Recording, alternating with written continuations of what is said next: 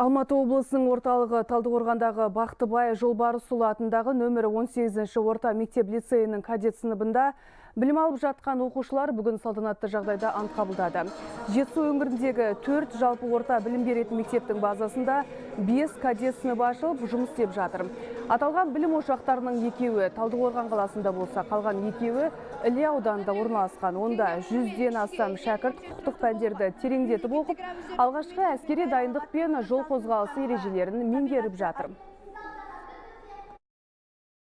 Мен болашақта тура осындай полицей, прокурор болған келеді.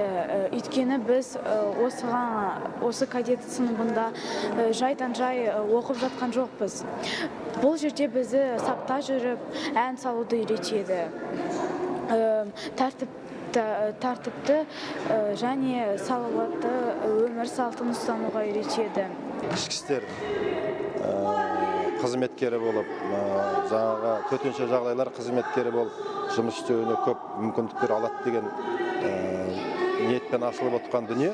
Алдағы уақытта бұл сыныптарға мемлекет тарапынан көп қамқор болады, көмектер болады деген ойдамыз.